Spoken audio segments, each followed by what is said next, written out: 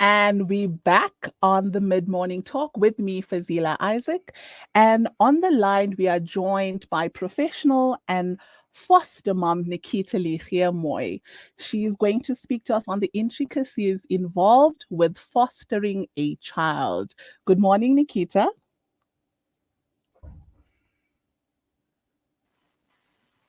Hello, Nakitah, are you with Hello. me? Hi, Yes, Nakitah, how are I am. you? Hi, yes. I'm well. How are you? I'm fantastic. How's the first week of spring going for you? Sure. I must say, if you ask someone who struggles with chronic sinuses that question, you're not going to get a very positive answer. But Absolutely. spring has sprung and it's wonderful. It's wonderful to have the sun out and, just be able to do so much more than we do in the winter months. 100%. That heat, the enjoyment of having these warm days, it also comes with hay fever and the sneezing. So Yes. we got to take the Mhm. good with the bad, right? Yes. Fantastic. Okay, so we're speaking today on something that is very close to your heart, being a foster mom. We want to speak on the intricacies that come with being a foster mom, having these kids, taking kids in, there's different reasons why women bring in kids into their home. What are some of the main reasons do you think people actually choose to foster or adopt a child? Sure. Fazil, I think um, there's such a multiplicity of reasons why women decide to make that choice. I think apart from the burden of children needing care, especially in this country being so incredibly high, um, adoption really, I think, and fostering, when you get into that space, you realize is yes, you need to be financially stable, but it's actually not just for the rich and famous and for the people who can financially afford it.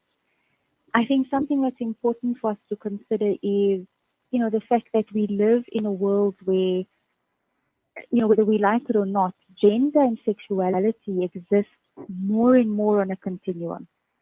And so the heteronormative ideas or expressions within relationships and what families look like are changing rapidly.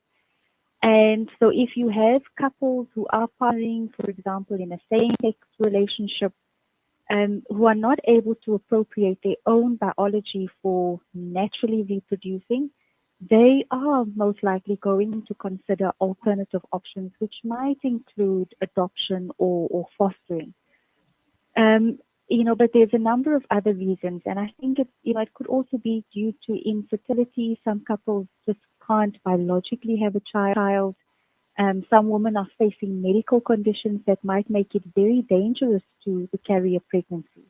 Um, some women might, not want to pass down genetic disorders or diseases that they are explicitly aware of that they have that could be potentially dangerous. And I also think that, with the liberations movement and the changing face of women empowerment, many women being a lot more ambitious and not wanting to, or not necessarily, wanting to commit themselves to a more traditional kind of lifestyle. Single parents who are women might want to start families, but not have additional burdens, if we could say, for lack of a better word, that comes with being married or being in a committed relationship. It could also be, for example, when you're adopting, you've got more flexibility, you've got more options. You could choose the gender or the sex of your child. You could choose how old or which developmental phase you're choosing to take a child in. So you could, if you didn't want the hassles of bottles and nappies, you could skip all of that and choose to adopt an older child, which might be more fitting for some women in terms of their lifestyle again, and in terms of their career choices. So, yeah, there are so many different reasons, but I think, and what I've often found, with it, and it's an interesting observation. I'm not sure if others would agree, but very often you find that with moms who have unsuccessful infertility treatments, it's interesting to see that adoption and fostering is not always the very first alternative that they jump to. They'll very often explore lots of other choices like surrogacy or in vitro, and they'll try and try and try to naturally have a child before they decide to go the adoption route. And I think normally they go that route, either because time is of the essence and they think, well, we're either running out of funds to explore other options, or because if we don't, get a child now, we most likely are never going to end up with a child. Mm. So I think that's very interesting that, for some people it's at the top of their list and they adopt because they want to incorporate multiple races or cultures or ethnicities into their family, or they're driven by other deeper values in the sense that they want to balance population growth and they have a sense of, what a burden it is. They might be called to adopt, for example, for religious or other purposes, and it's a very spiritual decision that they make. Or they might decide that becoming a parent is more important than becoming pregnant. And so I really think it really depends on the person. There's just so many, unique idiosyncrasies that drive people's thinking when they choose to make this decision. 100%. You touched on some important things, stating that, there are different reasons for women, especially women that cannot necessarily have kids of their own. However, like in your case, you do have a daughter, yet you've delved into that as well. So there are also many women who choose to also foster more kids for other reasons, other than the fact that they cannot have their own, which is so beautiful, because you're not in a place where you have to do it. You're in a place where you actually want to do it and you love to do it just to give that child a home and just some care and some love. It's an incredible thing. So you did touch on adopting. What is the difference between adopting and fostering a child? Hmm. Um, Sure. So both of them do have some legal processes involved in them. I think, really the fundamental difference is in the permanency of that child being in your care, as well as the extent of rights in decision making and power that you have. So fostering, sometimes you have children who've been removed from their families because they've been sexually or psychologically or physically used, or they simply just neglected. And they are in urgent need of being loved and cared for while they are looking for more permanent placement. And so you do have families or couples or just men or women who sign up and put themselves forward as foster parents, and they go through a formal legal process where they are screened and they have to apply for it, and they have to get an sort of approval or order from the children's court verifying them as approved foster parents.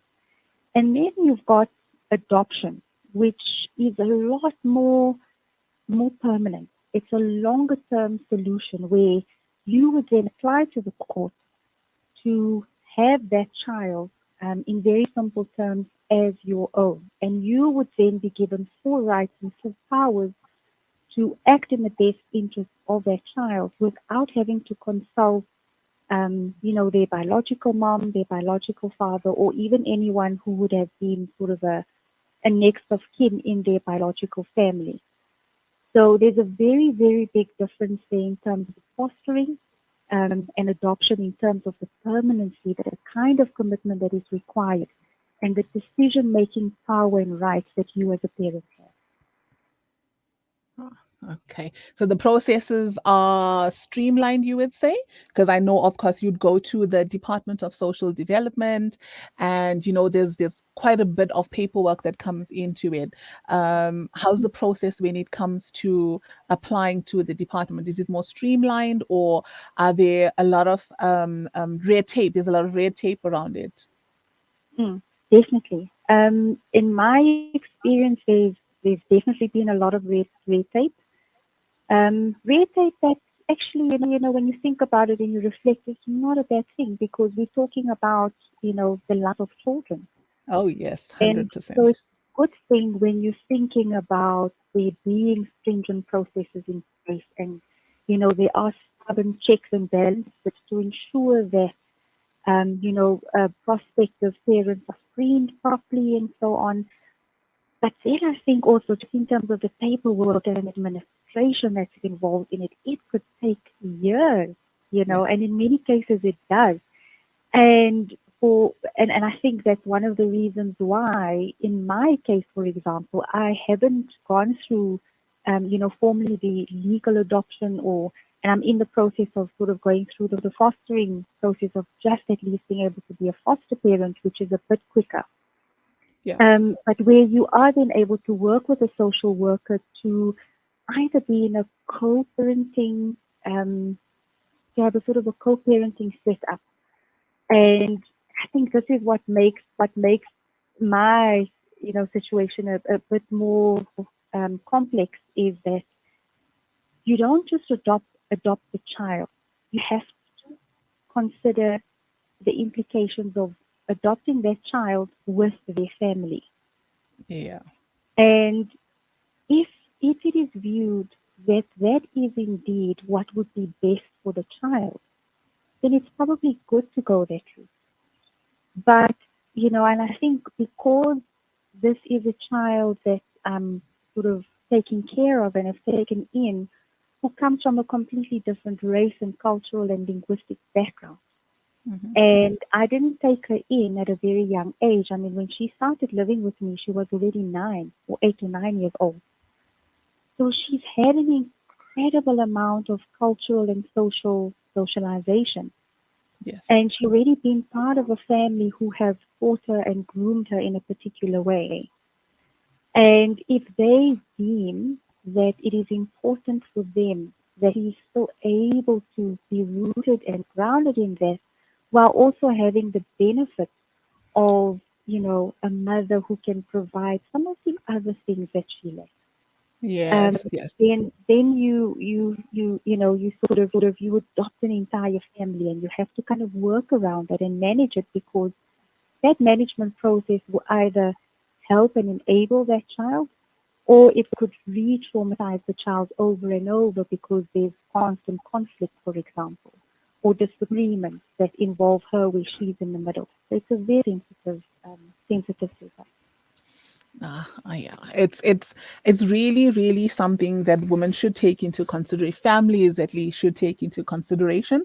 And you've made some valid points when it comes to not really worrying about the red tape. Meaning the end game is actually something that is going to be beneficial for you and the child.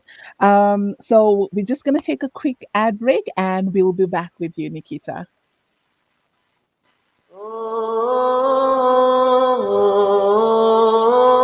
Salam Media, a global voice for humanity.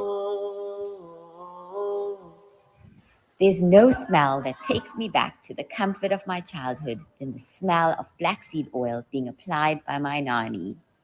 Now I'm using tib black seed in my own home to soothe sniffles and coughs, to help with digestion and immunity, and of course, as part of my beauty routine. After all these years, I've come to appreciate the wisdom in finding comfort and shifa in trusted treatments like tib black seed. You can find tib black seed at all leading pharmacies or find out more at blackseed.co.za. Over 33 million people have been affected by the devastating floods in Pakistan. Homes have been destroyed, crops have been swept away, and roads have been damaged. Families are mourning their loved ones while trying to survive these horrific conditions. Penny Appeal is on the ground now, delivering food, shelter, medical supplies, and water to those in need. You can help save a life by donating today. Visit our website www.pennyappeal.org.za or call 031 1100 573. Penny Appeal South Africa. Small change, big difference. Shimmer, sparkle, captivate. Nothing less than a masterpiece. Droplets of gold inspires precious design. Platinum bursts with intricate freshness, and every pure diamond becomes more than just a girl's best friend. Voda Gold Gem Jewelers, where timeless dreams become a reality. Come to us. We tailor-make designer gold, platinum, and diamond jewelry. Trade in or remodel your old gold. Clad yourself with classy name-branded watches. We offer insurance valuation and freezer card calculation. Visit us at 534 Ridge Road, Overport, or call 031 208 9142. Voda Gold Gem Jewelers, manufacturers of fine gold and diamond jewelry. When the perfect blend of stylish decor, exquisite halal cuisine, and warm hospitality come together, it could only mean Albeit Lodge, your true home away from home. Albeit is the ideal heaven for families, business people, and tourists with its 4-star family rooms and other luxurious facilities. Conveniently situated close to Port Elizabeth Airport, the beach, and other amenities, your stay will be truly unforgettable, as you'll be taking home lasting memories of the warm hospitality, the serenity and tranquility that Albeit has to offer. For reservations, call 041 583 6415 or visit www.albeitlodge.co.za.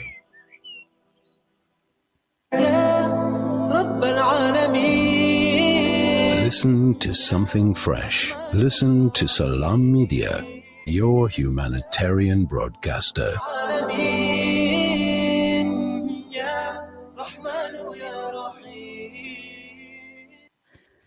It's 11:23 on this beautiful Tuesday morning. You're tuned into the mid-morning talk on Salam Media with me, Fazila Isaac.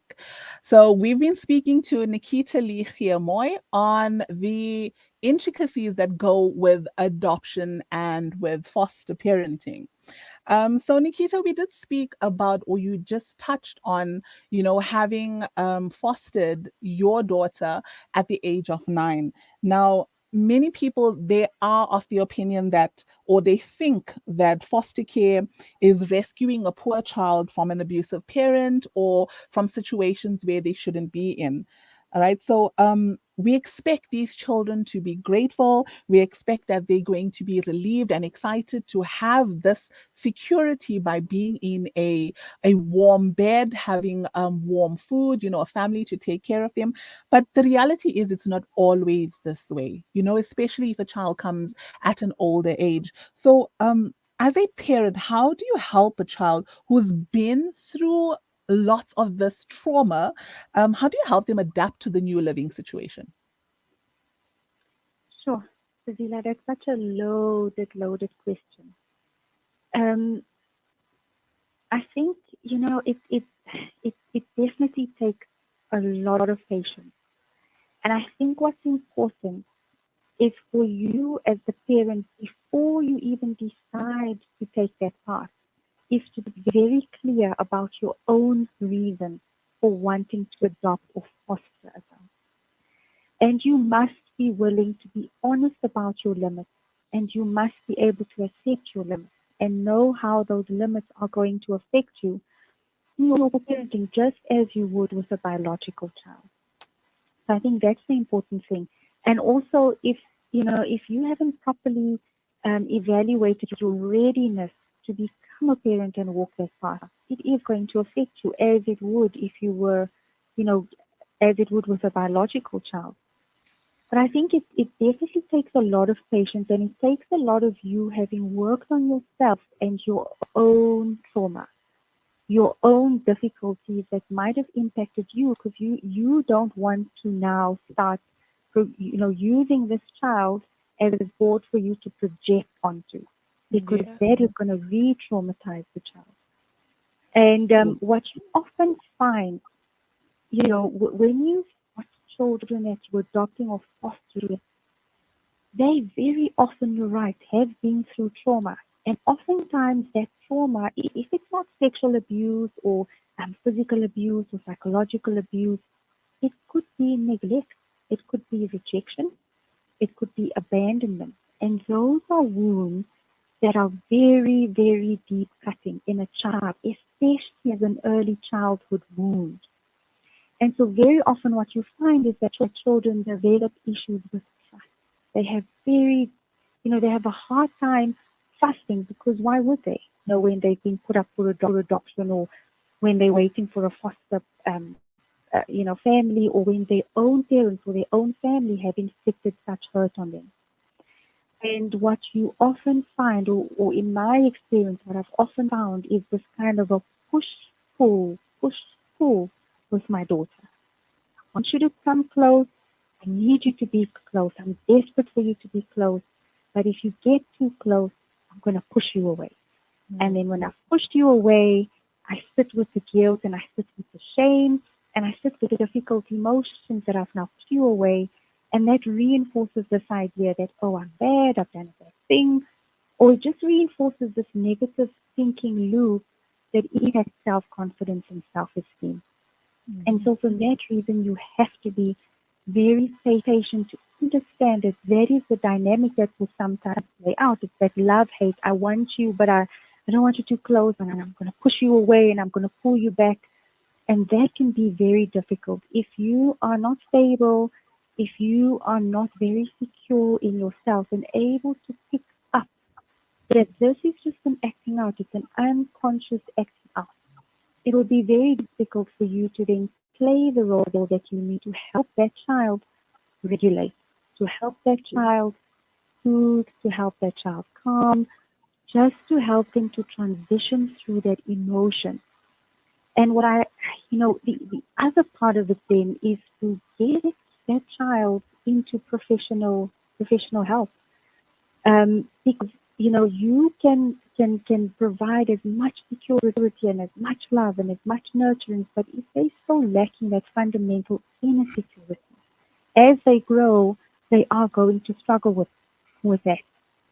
So it is important from a young age that you are able to manage that and manage yourself while managing your child. But simple things like, more tangible advice would be structure, routine, letting them know that this is how we do things, this is how things are done, and just enforcing the same routine every day, because that helps so much with just bringing a sense of security and predictability in their world, in the sense that I might not know or be sure about much else, but I can be sure that in the morning we wake up and we do this, and then we do that, and then normally we do this, and normally during the week it looks like this, and then normally on weekends mommy does this, or we do that, and then we restart again. And that has really, in my experience, it's been absolutely wonderful just to get them, ground them more tangibly, to be in the here and now, that they can at least be sure of a couple of things. And one says, if you think about the Maslow's hierarchy of needs, once the basics are there, you can then start to move up to the higher order things. And then you can start thinking about it. What else does this child need to feel a bit more emotionally secure, or to help them spiritually, or cognitively, or, mentally, in terms of where they are? It is so important, I think, from what you've said, to actually make sure that before you make the decision to bring another child or another member into your family, it is so important for you to have the stability that is required, and to actually have the mental capacity to deal with all of these additional things that comes with having a new member of your family. Because like you said, there's so much that this child possibly went through already. So you don't want to pile on that, and I'm a sucker for routine. I think routine is actually the key to things like this, because when they do see that there's a routine, they feel a sense of belonging. Like, what, there are rules in this house. I'm a member of this family. I'm a member of this home. So which means I need to follow these rules. I'm just like everyone else. Mm-hmm. So we know that foster care is not a permanent arrangement. do you think children should be told from the onset that, you know what, this is what it is, and you might not be here forever, just to prepare them, because you don't want them to get that disappointment of, you know what, we need to move at a certain time. So, just in parting, how would you speak to a child and make them understand what is happening? Do you think it's a good idea to tell them, to prepare them for the fact that there's a possibility that they might be taken away? Hmm. Absolutely. I agree with you 100% because that is I think, would be putting the child's best interests at heart and letting them know what's going on with me and being sensitive to the needs and the vulnerabilities that they already come with.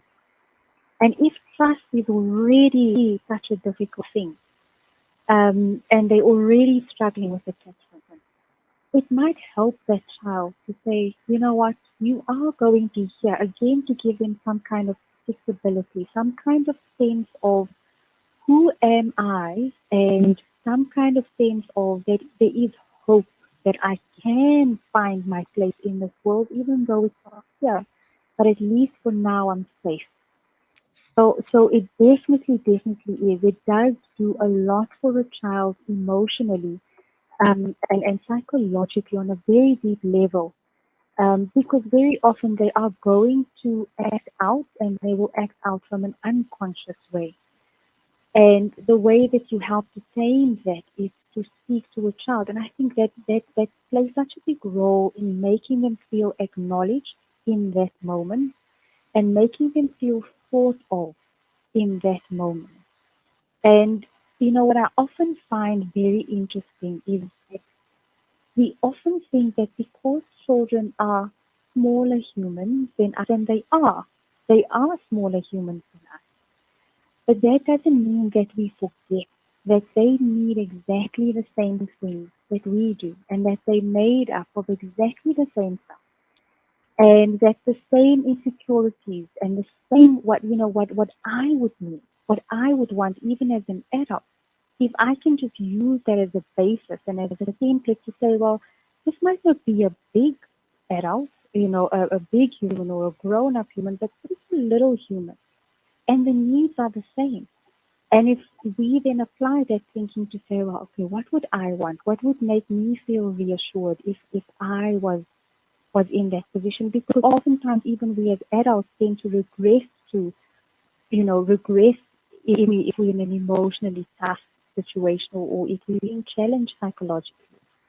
Um, Yes. and so just to think about, okay, if I can go back to that space, or if I think back to a time when I was in a similar situation, what did I want? And very often it was I just wanted to be shown that be respected. I just wanted to be spoken to nicely. I just wanted to be explained things so that I understood.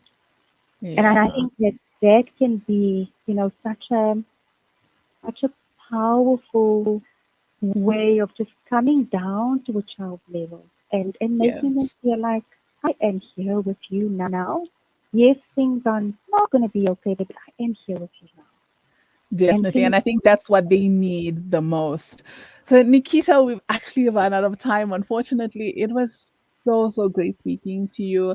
It was so enlightening. Thank you so much for giving us your insights, your experience when it came to fostering and adoption. It was really interesting. I want to thank you so much for taking the time to speak to us today. thank you so much for having me, Susie. That was an absolute pleasure. Have a good day, Nikita. Thanks. You too. Bye. So that was Nakitah Leigh Geemooi, who spoke to us on adoption and foster care. So we're going to take a quick break. And when we come back, we'll be speaking to Rabia Hussein, who tells us her journey to accepting Islam. Stay tuned.